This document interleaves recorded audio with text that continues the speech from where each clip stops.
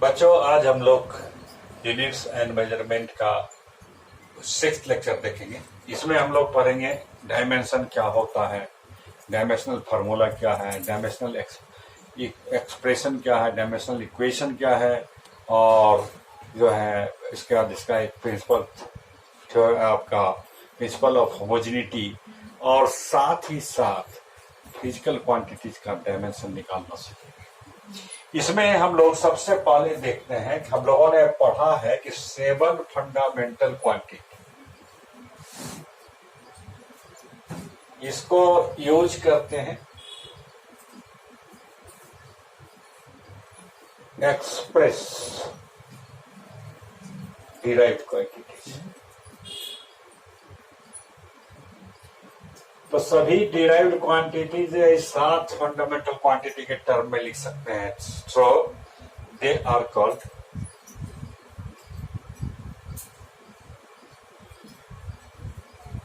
Seven dimension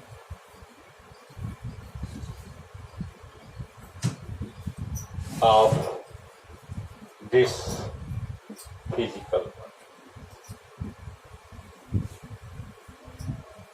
ये 7 dimension है, और डायमेंशन किसी भी क्वांटिटी का उसको हमेशा ही स्क्वायर ब्रैकेट के अंदर लिखते हैं। जैसे मास का डायमेंशन लिखना हो कैपिटल M स्क्वायर ब्रैकेट के अंदर L capital L, T time का, एम्पियर करंट का, इलेक्ट्रिक करंट का, थर्मोडायनामिक टेम्परेचर केल्विन के, अमाउंट ऑफ सब्सटेंस मोल, और कैंडेला ल्यूमिनस इंटेंसिटी। ये सभी 7 डायमेंशन है फिर आपको इस फिजिकल वर्ल्ड का। अब देखते हैं डायमेंशनल फार्मूला किसे कहते हैं। डायमेंशनल फॉर्मूला, इसको डिफाइन करेंगे तो ये बोलेंगे दी पावर्स और एक्सपोनेंट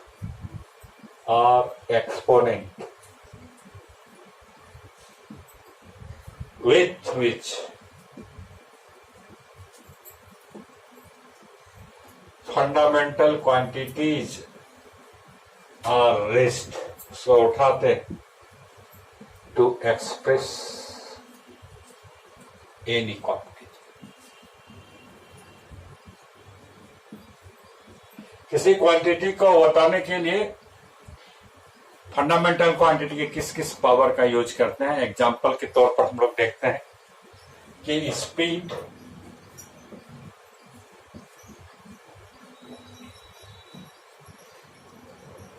का डायमेंशन ये होता है डिस्टेंस बाय टाइम।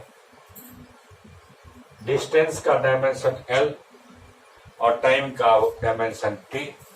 तो डायमेंशन ऑफ स्पीड जो होगा, ऑफ स्पीड ये होगा M का पावर 0 L T -1। हम लोग कह सकते हैं कि स्पीड में M का डायमेंशन 0 है, L का डायमेंशन 1 है, और T का डायमेंशन -1। यह हमारा डायमेंशनल फार्मूला हुआ स्पीड का। यानी किसी भी फिजिकल क्वांटिटी का जो डायमेंशनल फार्मूला है वो बतलाएगा कि आपका फंडामेंटल क्वांटिटीज के किस पावर पर वो डिपेंड कर रहा है। अब देखते हैं दूसरा आपको dimensional expression. Dimensional expression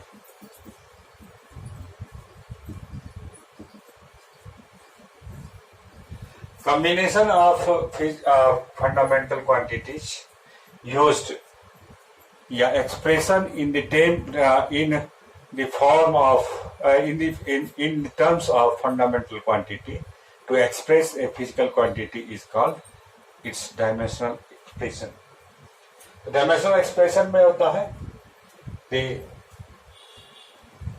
expression in terms of fundamental quantities which is used to express a physical quantity.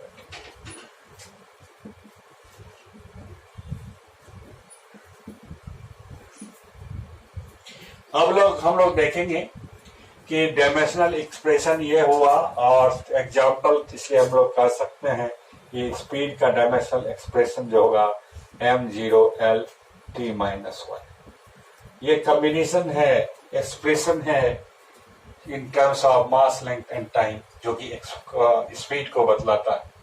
अब आता है डायमेंशनल इक्वेशन। डायमेंशनल इक्वेशन में कुछ नहीं है कि अगर किसी फिजिकल क्वांटिटी को हम लोग उसके डायमेंशन के साथ इक्वेट कर देते हैं, इसे लिखेंगे स्पीड का डायमेंशन इक्वल्स m0 L_t-1। तो ये हमारा जो है, इसके दो साइन है, LHS और RHS, और ये आपको एक इक्वेशन हो गया, डायमेंशनल इक्वेशन। अब जो हम लोग देखते हैं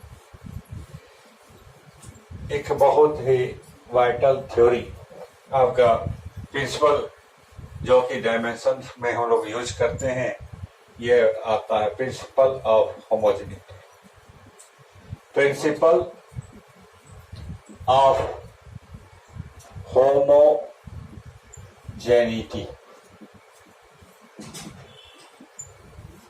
ये क्या कहता है? ये कहता है कि आपको किसी भी फिजिकल इक्वेशंस के दोनों तरफ जो टर्म्स प्लस या माइनस साइन से सेपरेटेड है, उनके डायमेंशन क्या होंगे? समान होंगे। यानी, या दूसरे ढंग से सिंपली इसको डिस्क्राइब कर सकते हैं कि terms, only the terms having same dimension can be added और सब्ट्रैक्टेड। इसका हो गया only the terms having same dimension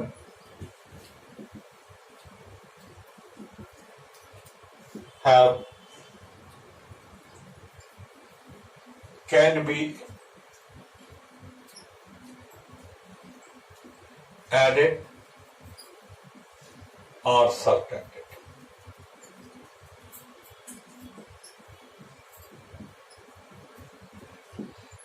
example पर देखते हैं। एग्जाम्पल में ये स्पीड जो है, किसी बॉडी का स्पीड जो है आपको a+bt है, वेयर v इक्वल्स स्पीड है a and b are constant, a and b are constant, ये दोनों कांस्टेंट्स हैं। t is the time. तो प्रिंसिपल ऑफ होमोजेनिटी से तो डायमेंशन निकालना है a और b का। तो a का डायमेंशन क्या होगा? वेलोसिटी के डायमेंशन या स्पीड का डायमेंशन के बराबर होगा, ये m0 L_t-1 होगा।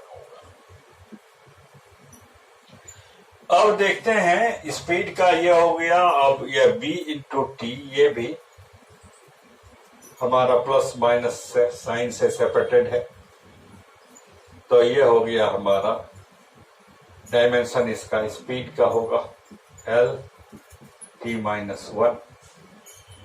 ये b का जो डायमेंशन होगा L_t-1 अपॉन यहाँ टाइम का डायमेंशन t, तो ये क्या होगा? L_t-2।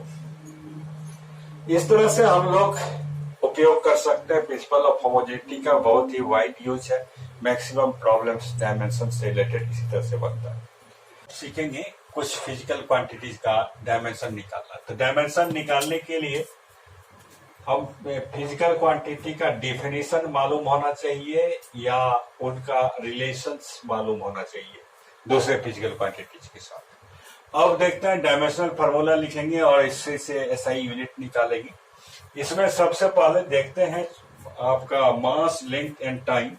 ये चूंकि फंडामेंटल क्वांटिटी है, इसके डायमेंशंस हमारा एम, एल और टी होंगे रिस्पेक्टिवली। और अब देखते हैं स्पीड या स्पीड नहीं, या डिस्टेंस और एंड डिस्प्लेसमेंट, इसका देखते हैं। दोनों का सेम होगा। इसका डेफिनेशन देखते हैं। डिस्टेंस जो होता है ये पाथ लेंथ होता है, लेंथ का डायमेंशन, और डिस्प्लेसमेंट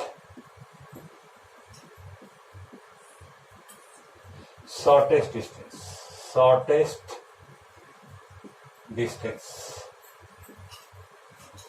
इसका डिस्टेंस का यूनिट हमारा मीटर, डायमेंशन एल, दोनों का डायमेंशन सेम होगा, और यूनिट एम।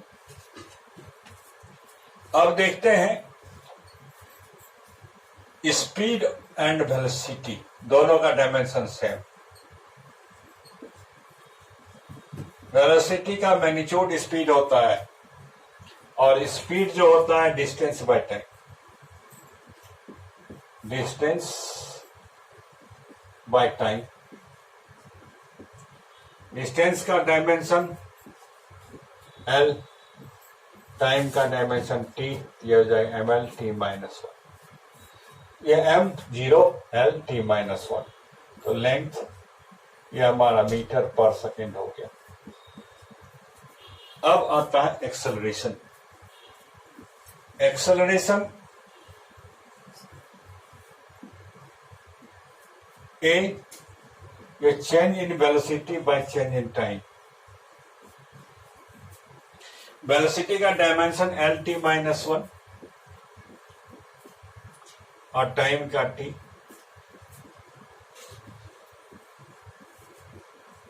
तो इसका डायमेंशन हो गया एम का पावर 0, एल टी माइनस 2। ये हमारा हो गया वेलोसिटी एक्सेलरेशन का, और ये मीटर पर सेकेंड होगा। इसका मीटर पर सेकेंड और इसका मीटर पर सेकेंड स्क्वायर। अब लीनियर मोमेंटम,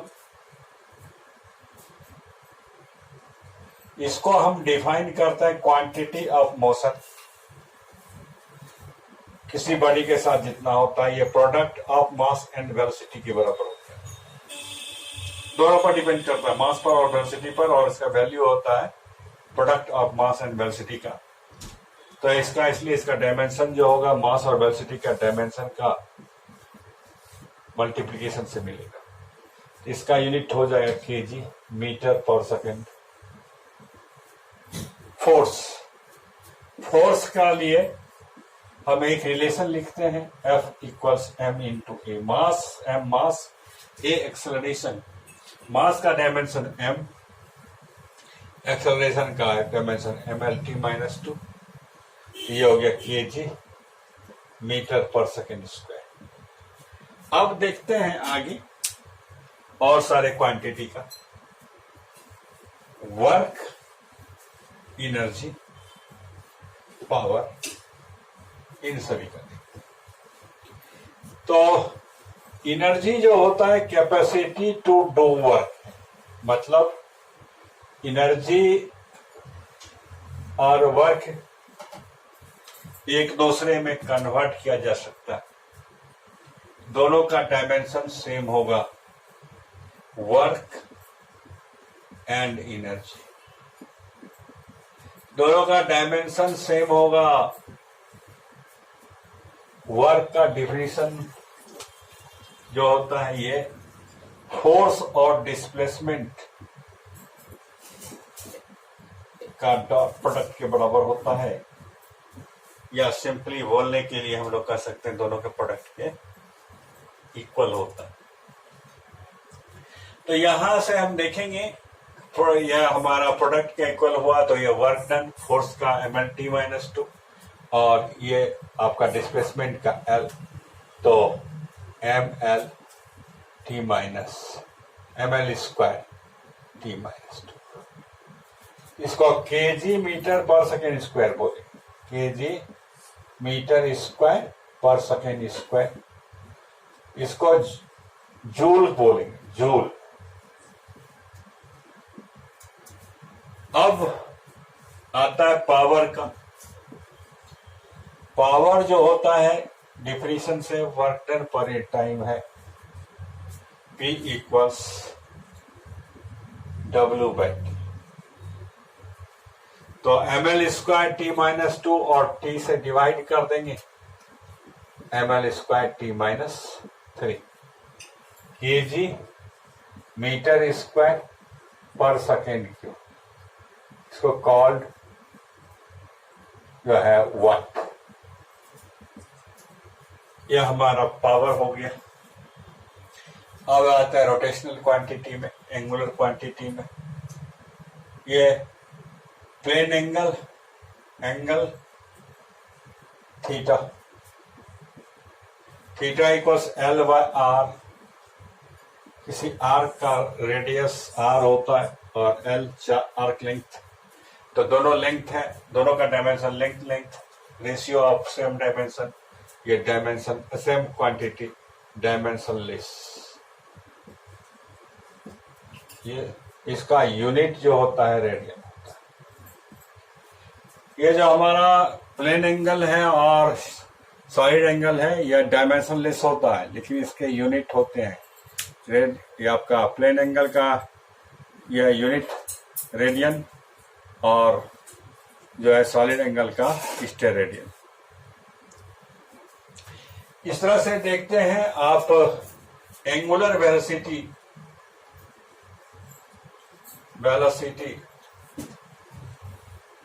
ओमेगा, ये angular displacement by time interval होता है, तो ये t-1 होगा। रेडियन पर सेकेंड बोले या पर सेकेंड बोले, और angular acceleration, angular acceleration, angular acceleration alpha change in velocity, change in angular velocity by time interval. Angular velocity t-1 और इसका t, तो t-2। यह हो गया radian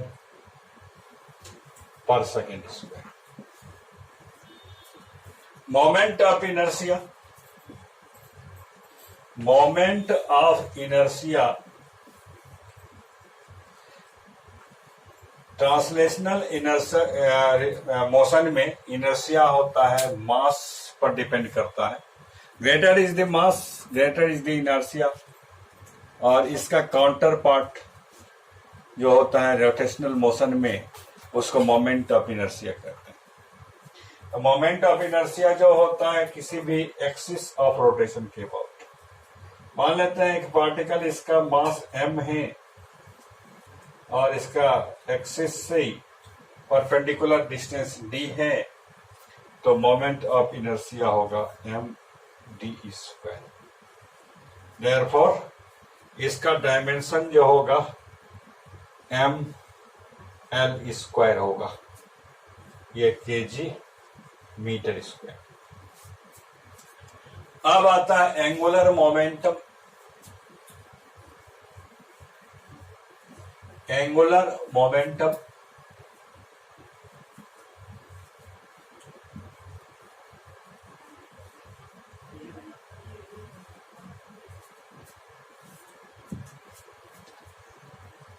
angular momentum linear momentum का counterpart, angular momentum mass का counterpart I, moment of inertia, linear velocity का angular velocity, और I का डायमेंशन होता है ml² t-²। तो kg मीटर स्क्वायर पर सेकेंड, अब देखते हैं अगला, प्लैंक्स कांस्टेंट इंपॉर्टेंट है, पूछता है क्वेश्चंस इस पर बेस्ट। प्लैंक्स कांस्टेंट, इसके लिए प्लैंक्स कांस्टेंट, इसको इन्वॉल्व करते हुए एक फिजिकल इक्वेशन लिखते हैं, energy of A photon. Photon कहते हैं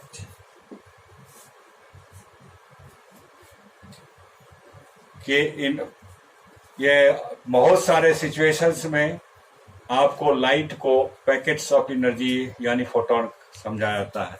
एक फोटॉन का एनर्जी होता है E equals H new, new का जो डायमेंशन होता है T-1, तो देयरफॉर H का डायमेंशन E का डायमेंशन बाय न्यू का डायमेंशन, फ्रीक्वेंसी का डायमेंशन, ये हमारा ml स्क्वायर T-2 एनर्जी, और ये T-1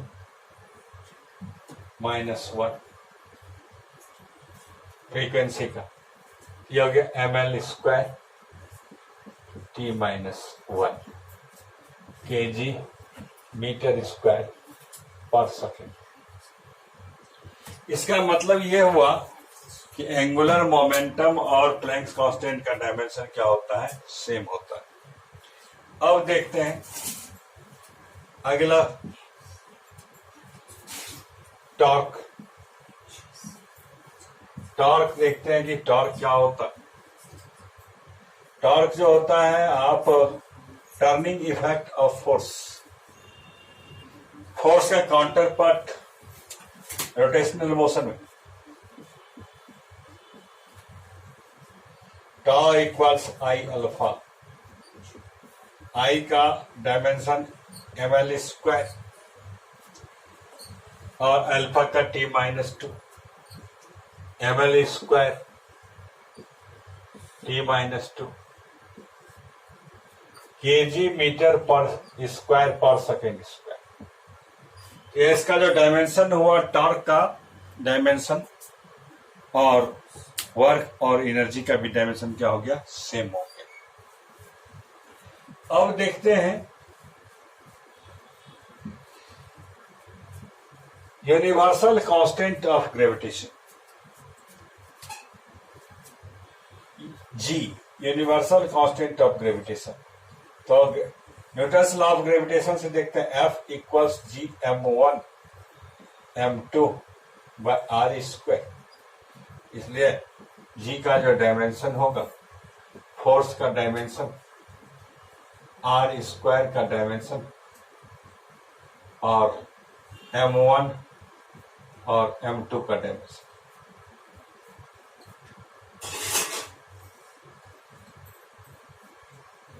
यह हो गया ml T-2, यह हो गया l स्क्वायर, और m इंटू m का स्क्वायर, यह हो गया m का power -1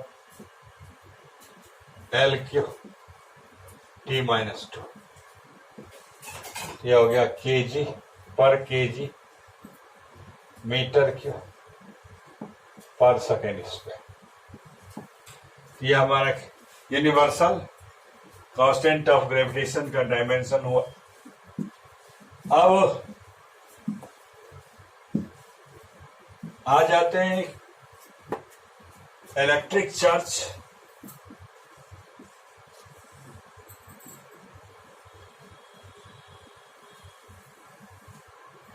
Q equals I into T होता, इसलिए I का डायमेंशन A, टाइम का डायमेंशन T, यह एम्पियर सेकेंड। और पोटेंशियल डिफिनीशन से work done per unit charge, तो इसका डायमेंशन, पोटेंशियल का डायमेंशन जो होगा, वर्क का डायमेंशन बाय चार्ज का dimension. ml square t minus 2 a t, ये हो गया ml square t minus 3 a minus 1, ये kg मीटर स्क्वायर पर सेकेंड क्यूब पर एम्पियर, इसका हमारा या वोल्ट वी। इस तरह से हमने सीखा कि फिजिकल क्वांटिटीज के बारे में जानते हैं कि अगर उसका डिपेंडेंस डिफरेंट फिजिकल क्वांटिटी पर और जिन क्वांटिटी पर डिपेंड करता है उसका अगर डायमेंशन जानते हैं तो फिजिकल क्वांटिटी का डायमेंशन लिखा जा सकता है। अगले लेक्चर में use of dimensional formula, limitations of dimensional method और साथ में नॉन डायमेंशनल क्वांटिटी जानेंगे कि डायमेंशनल क्वांटिटीज कौन कौन से होते हैं। पढ़ते रहिए, देखते रहिए और सब्सक्राइब कीजिए, लाइक कीजिए, शेयर कीजिए।